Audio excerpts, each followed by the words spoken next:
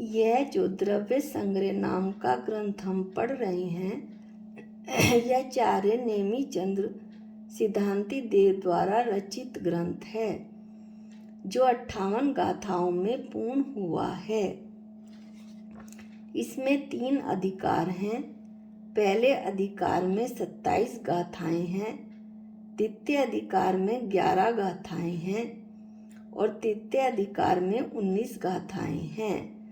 तृतीय अधिकार में हमने 39 से लेकर 53 तक की गाथाओं का अध्ययन कर लिया था। सर्वप्रथम मंगलाचरण करते हैं। जीवम जीवम दव्वम जीर्मण वसहेण जीर्णनि दिठम देविंद विंद वंदम वंदे तम सर्वदा शिरसा। अब गाथा 54 का गाथा पाठ करते हैं।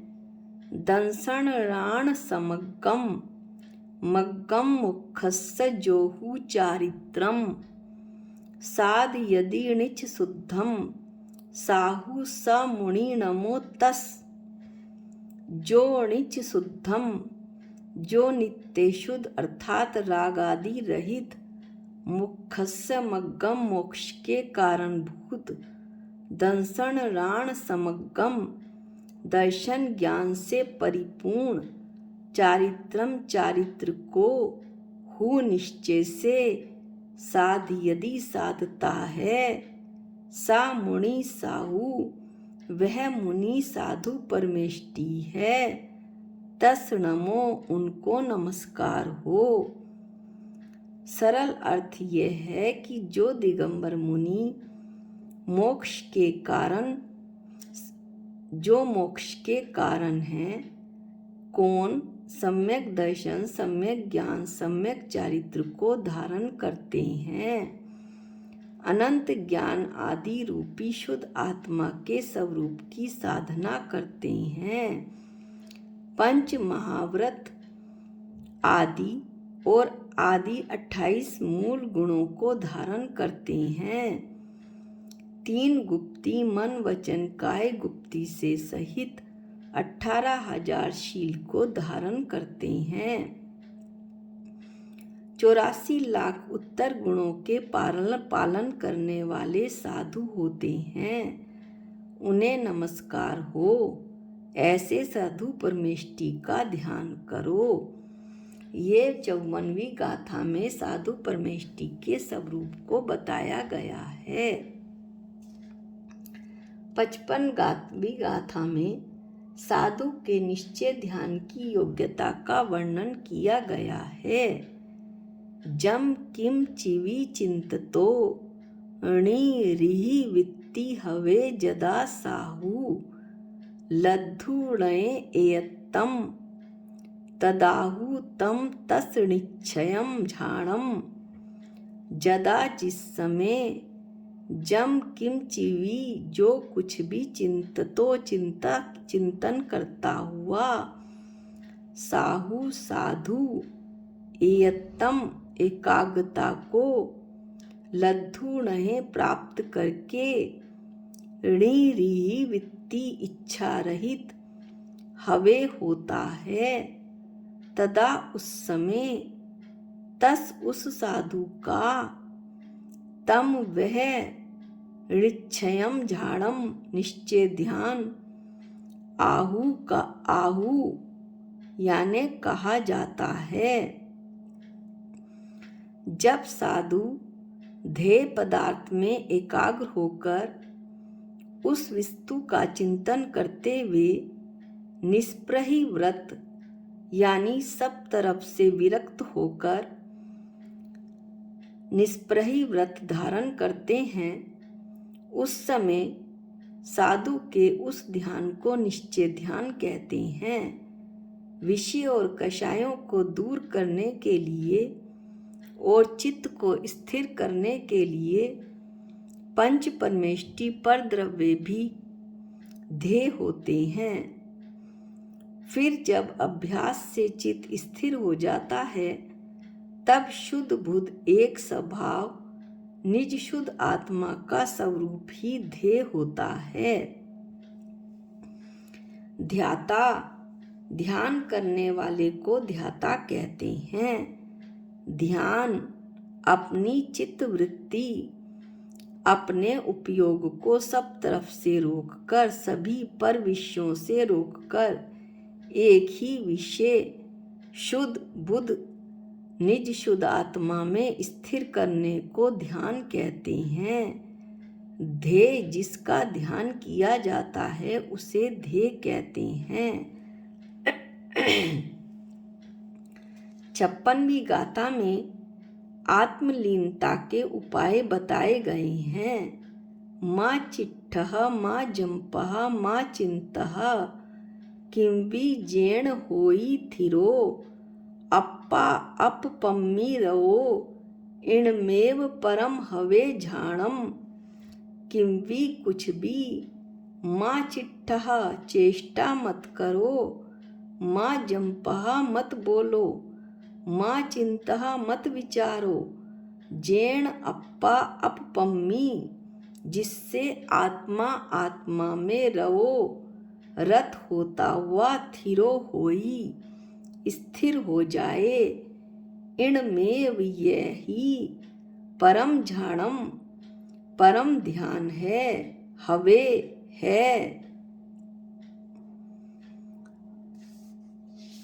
आचार्य कहते हैं, इसे सरल भाषा में बताते हैं कि मन वचन काय की चेष्टा को रोककर आत्मचिंतन में लगना ही परम ध्यान कहलाता है। इसलिए इन तीनों मन वचन काय की प्रवृत्ति को रोककर आत्मा को आत्म स्वरूप में ही लीन करना चाहिए। अगली गाथा में ध्यान के साधन तप, श्रुत और व्रत को आचार्य बताते हैं, का वर्णन करते हैं। तब सुध वद वम चेदा झाण रह धुरम धरो हवे जम्महा तम्महा तत्ती यणि रदा तल लद्धिये सदा होही। सदा हो जम्महा जिस कारण से, तब सुध वद वम तप, श्रुत और व्रत वाली, चेदा आत्मा ही, झाण रह धुरंधरो ध्यान रूपी रथ की धुरी को धारण करने वाली हवे होती है। तम्हा उस कारण से, तल लद्धिये उस ध्यान की प्राप्ति के लिए, सदा हमेशा, तत्ती यणि रदा तप, श्रुत और व्रत इन तीनों में निरत हो।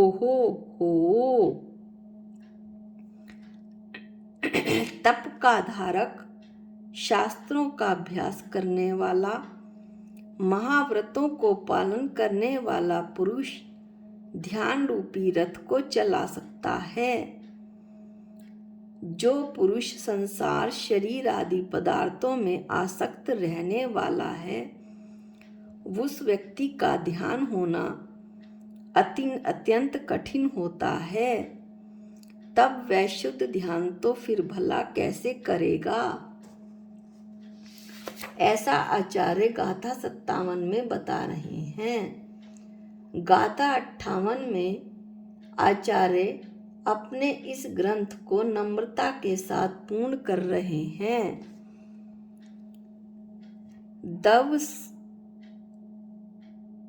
दव संगह मिणम मुणिणाः दोष संचे चुदा सुद पुन्ना सोदयन्तु तणुसुत धरेण णेमि चंद मुणिना भणियम जम।